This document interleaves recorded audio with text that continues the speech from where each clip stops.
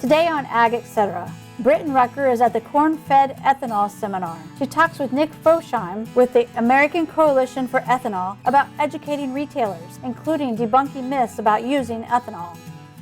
Then Brityne goes to K-State's Cattlemen's Day and visits with Doctor Derrell Peel from Oklahoma State University about dramatic changes in the global beef industry.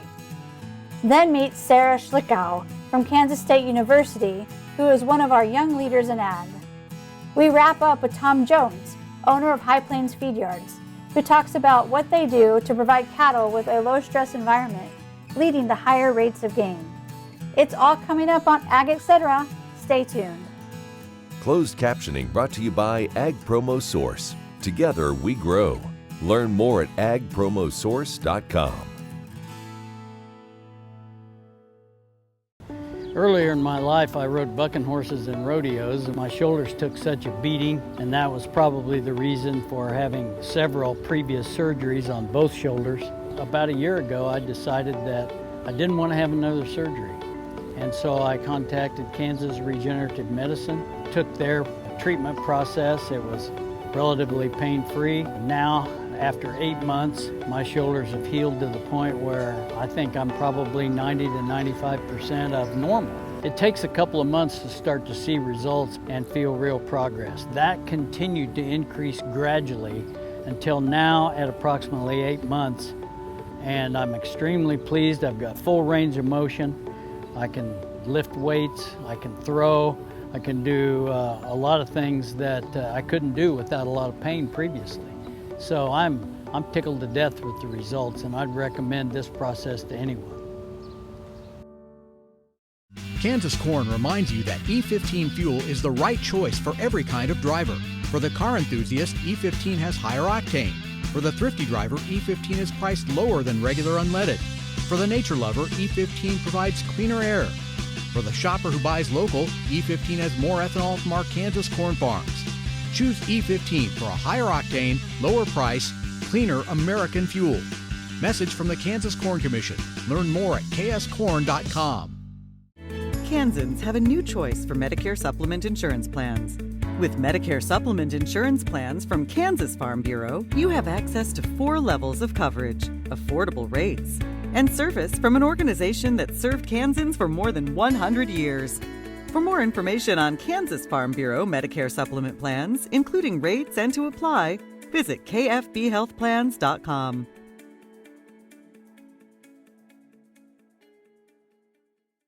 Valley Vet Supply is devoted to providing information and professional quality products at reasonable prices. Valley Vet Supply.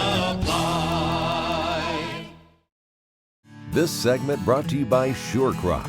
Liquid crop nutrition delivered right to your farm. I'm Brityne Rucker, and this is Ag AM in Kansas. I am at the 2020 Corn Fed Ethonol Seminar, and with me now I have Nick Foshiem, American Coalition for Ethanol Director of Member and Industry Relations. Now, Nick, your job is really connecting prospective retailers. Yeah, so what we try to do is provide support to help retailers understand this marketplace and hopefully in the end expand the availability of those E15 and other flex fuel blends at stations across the country. So. Right, and going right along with ethanol, naturally there's myths associated. Yeah, that it's unsafe, that it can't be used, and I think it's fun to hear stories from station owners about how that's just not the case. And we've even put together some videos talking to those station owners about some of those stories that they've heard and how they're just not true. Right, because you went into that of specific station owners coming in and having concerns about ethanol. Yeah, and it might be a barrier to some stations even offering that product. And so what we try to do, we tell those stories and we get out of the way. So we put those station owners front and center so that they can tell other station owners about their experience. And I think there are some funny stories that come out of it too. Right. So going right along with that, you really promote and go and attend trade shows. We do. So our platform is Flex forward. And so that's sort of the message that we're taking on the road. And we go to trade shows across the country talking with those fuel retailers and marketers about our experience and about other retailers' experiences. And the important thing that we do is we bring retailers and marketers with us because it's important that peers hear from their peers. Exactly. And that's where the powerful message and connection actually happens. Right. So Nick, go into that Flex Forward campaign. Yeah, so it's multimedia.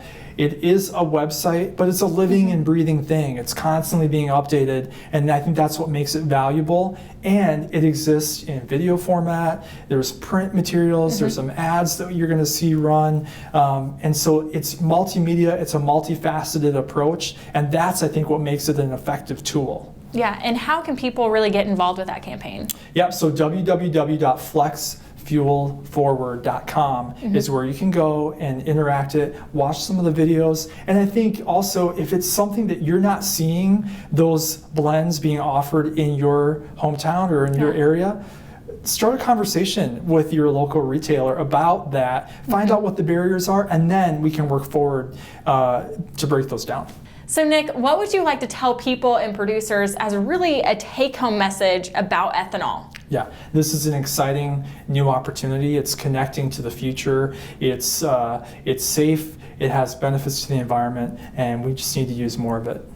Well, a big thank you to Nick Foshiem for being on the program. I'm Brityne Rucker, and this has been Ag AM in Kansas.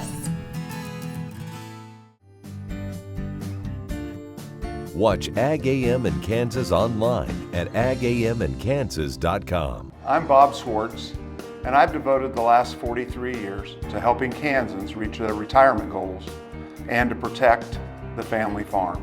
At Bob Swartz Financial, we believe everyone should be able to live the retirement they've always dreamed of. Our team of professionals can help you create an efficient strategy using a variety of investment vehicles to help you address your financial needs and your concerns. Bob Swartz Financial values commitment and transparency.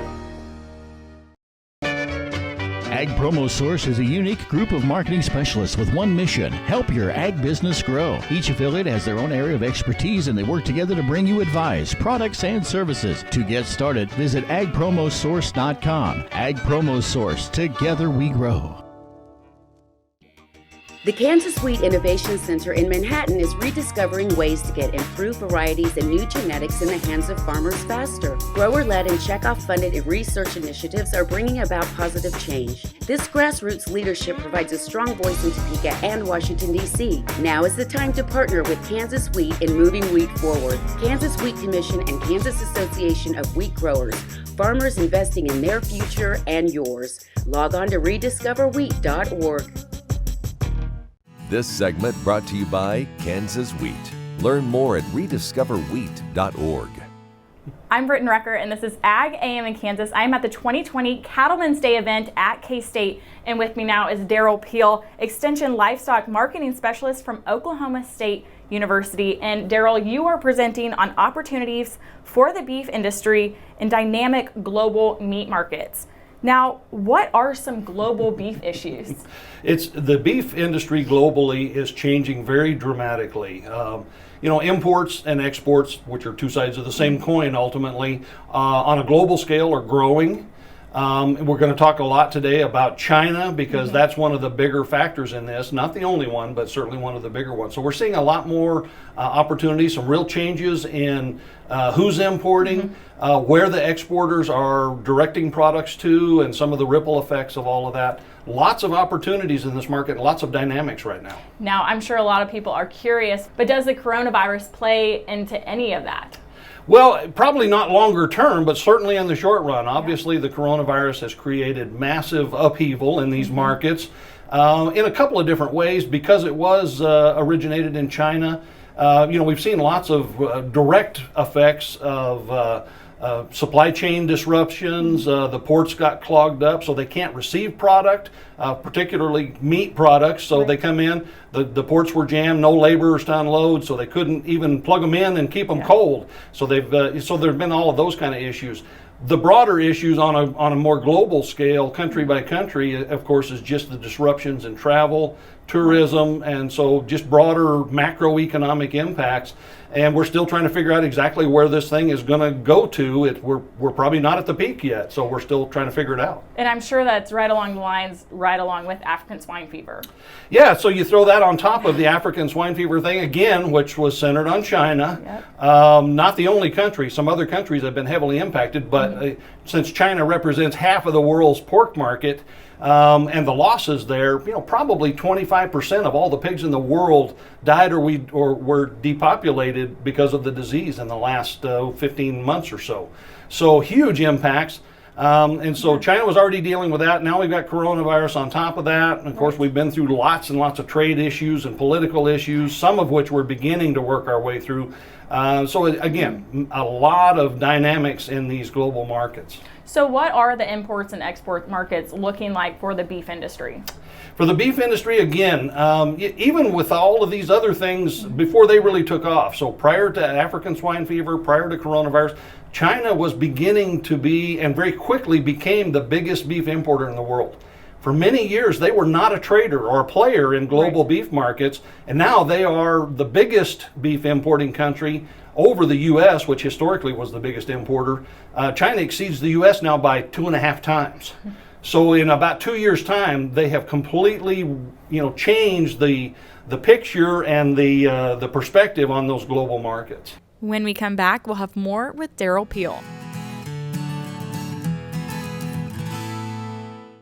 Kansas Farm Bureau has served farm families and rural Kansas for more than 100 years, and we're pleased to offer new healthcare coverage choices for Kansans in 2020 through Kansas Farm Bureau health plans. No matter what stage of life you're in, we'll have options that fit your lifestyle. Plus, our network of providers is one of the largest available throughout the state of Kansas and beyond.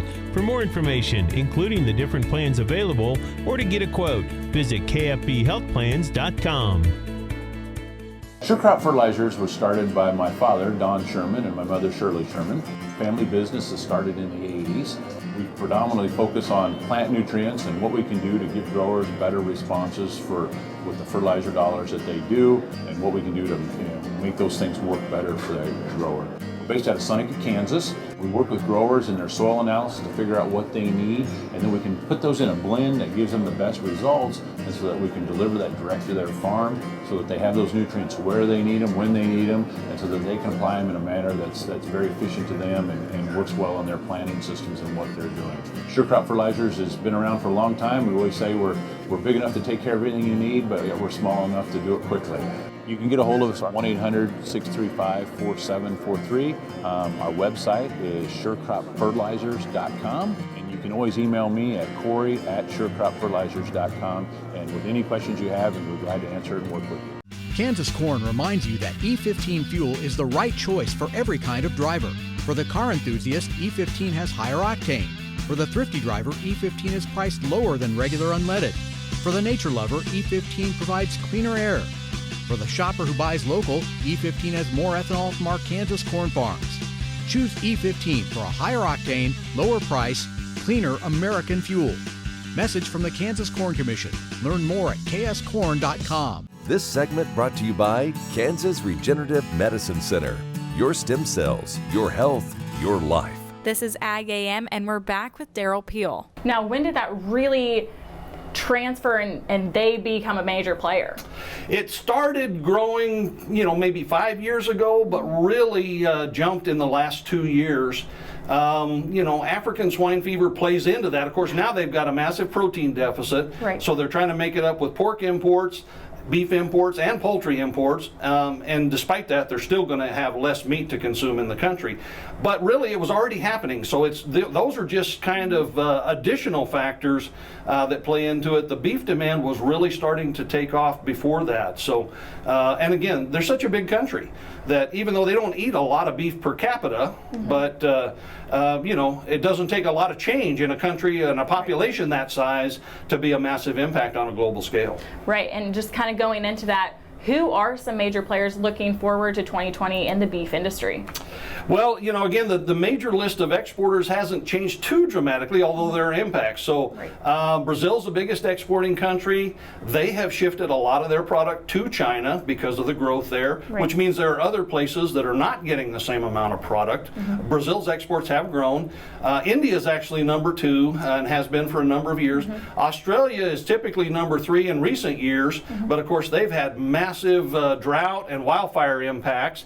So their production is down and their exports are down and will be for the foreseeable future. So that's another thing that changes. And they've shifted a lot of their product exports to China.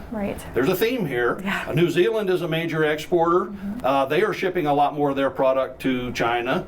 Argentina, Uruguay, are all sending a lot of product to China. And so now the U.S. exports have grown pretty nicely really over the last few years. We were down a little bit last year, but over a 5-year period, our exports, but we don't export much to China. Only about 1%, 1.1% of our exports go to China at this point in time. And so that's where the real opportunity lies, I think, for the beef industry. It would be to grow into that Chinese market. And so kind of wrapping up, what would you say as a final take-home message, what would you tell producers about the beef industry and the future of that? Well, I think we have a lot of opportunity. Again, it's happening on a global scale. In general, there's a lot of potential for the beef industry. It's going to be in those global markets. That's our greatest, potential for growth. But there's a lot of things go on. Those are specific products going to specific markets. They do have some impacts back in the U.S. Sometimes it's a challenge because those exports may be competitive, but a lot of times they're complementary. So better export markets actually stimulates domestic demand, because if we can ship a product that has lower demand from the U.S. to somewhere else that it has higher value, then it doesn't detract from demand here in the U.S. And so all of those things become very important when we're talking about trying to add value to our cattle, and that's the end result that producers are looking for. Well, a big thank you to Derrell Peel from Oklahoma State University for being on the program. I'm Brityne Rucker, and this has been Ag AM in Kansas. What if U.S. soybean meal were more than a commodity? If seed companies and the soybean checkoff built a better variety? That future is here. The time is now. To meet end-user demands, the soybean checkoff is investing in the compositional quality of soybeans, including meal. A message from the Kansas Soybean Commission, the Soybean Checkoff. Progress powered by Kansas farmers. Okay, looks like it's time for our tour. Welcome to the Fort Wallace Museum. Here at the museum, you're going to find some really interesting stuff, like our replica stagecoach from the Butterfield Overland Dispatch. We've got facades from the fort buildings. We've got an 1870s flag. There's a plesiosaur that was discovered locally. We've got the Ray pump organ collection.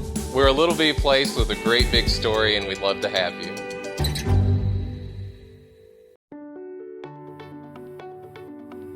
My name's Karen Cope, and I have multiple sclerosis.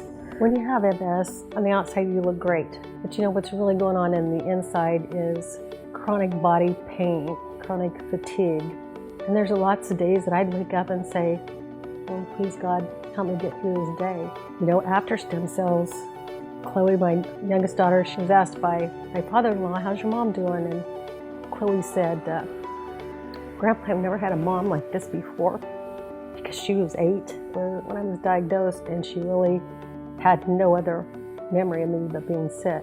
It's really the simple things that we do as a family, like play cards, and to be able to win at cards. They all laugh because I used to repeat myself and say, what hand are we on? Where are we at? And it's just been really a true blessing from God, and we're really thankful.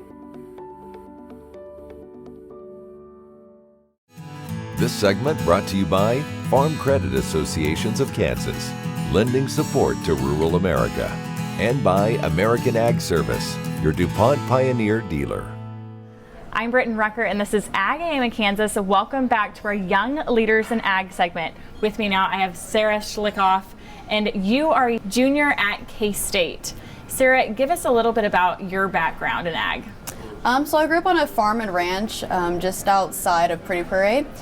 I went to Hutchinson Community College and then transferred up here to K-State. after getting my Associate's of Science. So really, what made you go to K-State? I chose to go to K-State because it's the only place in the nation that actually has my major. I'm majoring in bakery science and then global food systems leadership. And so K-State was really the only path, but definitely the path for me. So really, what led you to bakery science?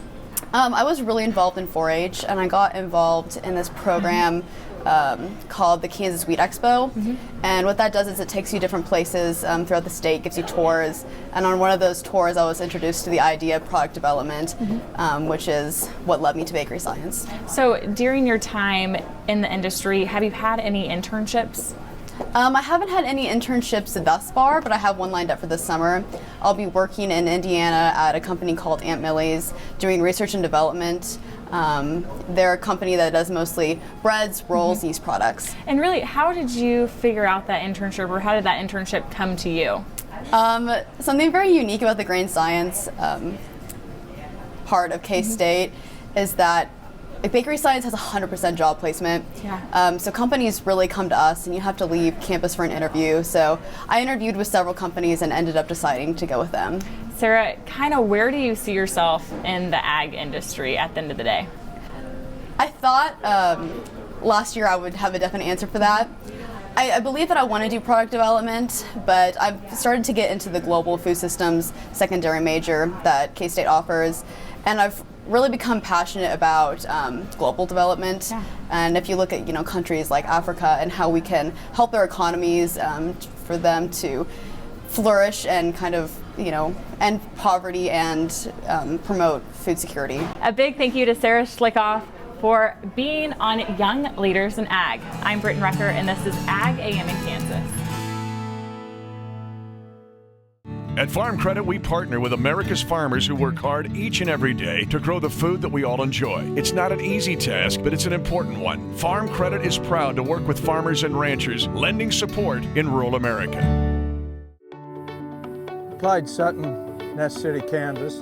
Lived on this place all my life. About a year and a half ago, got to where I couldn't saddle a horse. The pain was terrible. Read about stem cell. First it wasn't for me, then they started doing neck and back. Went and had it done. As you can see, I saddled a horse. I'm still building fence. Love to shoot a shotgun rifle, and I'm able to participate, not like I used to, but nevertheless I can do the things I used to do, and life is good.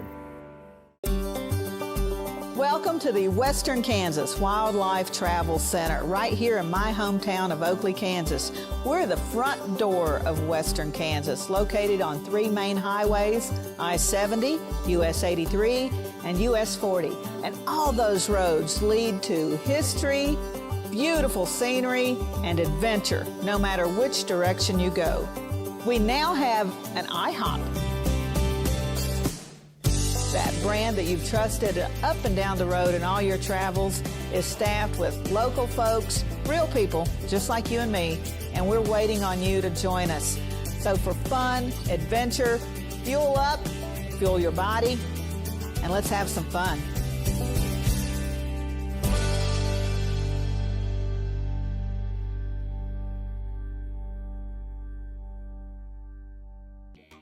The Kansas Wheat Innovation Center in Manhattan is rediscovering ways to get improved varieties and new genetics in the hands of farmers faster. Grower-led and checkoff-funded research initiatives are bringing about positive change. This grassroots leadership provides a strong voice in Topeka and Washington, D.C. Now is the time to partner with Kansas Wheat in moving wheat forward. Kansas Wheat Commission and Kansas Association of Wheat Growers.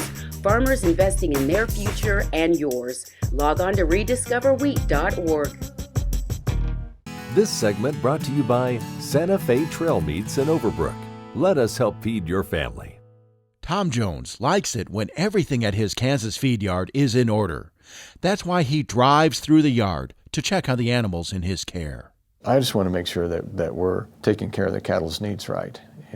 Cattle will always tell you what they need, but the problem is the business is so fast, sometimes we don't have time to stop and see what they're asking for. His crew takes the extra time and steps to make sure all the feeding details are on track for success. The ideal cattle to come into the feed yard to feed would be cattle that have never had a bad day.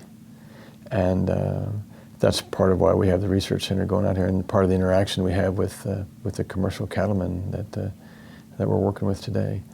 And even our just our stockers and our backgrounders, we're working with them as well. So if you look at a lot of different programs that are in place today, if we make sure the vaccination program is done right, properly, we have a 65-day wean period at least, minimum on the cattle, and we really have a great nutrition and program to follow along with that as well, then the cattle will come to the feed yard and they'll do well for us. And we'll alleviate a lot of the problems we have with any sickness with the cattle or digestive upsets. They're a lot easier to manage. They'll grade better, too. That takes communication with everyone, from suppliers to feed yard employees. It's important for all to embrace a low-stress mindset. Nothing we do at the feed yard is a timed event, so to speak. So we move cattle slowly, we process cattle slowly. We get asked all the time on our different barns how many cattle can we run through them a day. And I really don't know, probably not as many as everybody else does. It's like I say, it doesn't matter to us how the cattle are handled through it. The cattle will tell you how fast they want to go. Their goal for all the cattle in their pens? To keep improving, besting last year's results. I'm Bob Cervera. Watch Ag AM in Kansas online at agaminkansas.com.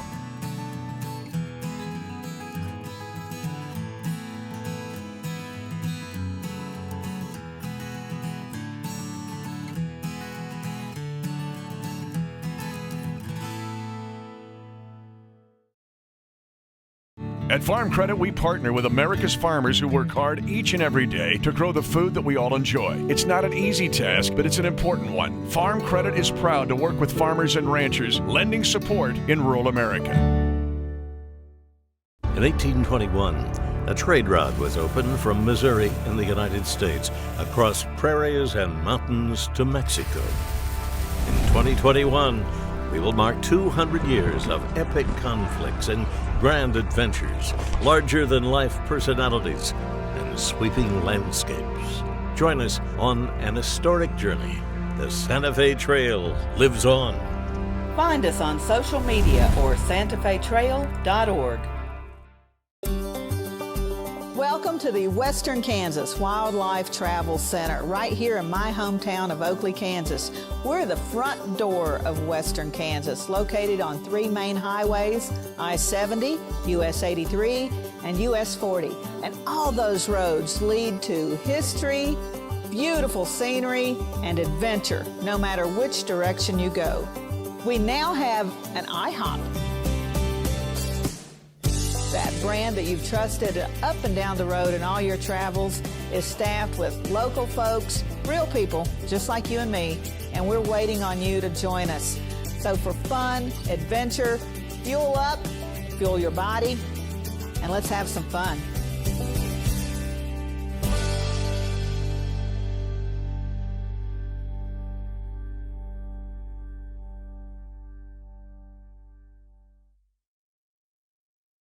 Kansas Farm Bureau has served farm families in rural Kansas for more than 100 years. We're pleased to offer new healthcare coverage choices for Kansans in 2020 through Kansas Farm Bureau Health Plans. No matter what stage of life you're in, we'll have options that fit your lifestyle. Plus, our network of providers is one of the largest available throughout the state of Kansas and beyond. For more information, including the different plans available, or to get a quote, visit kfbhealthplans.com.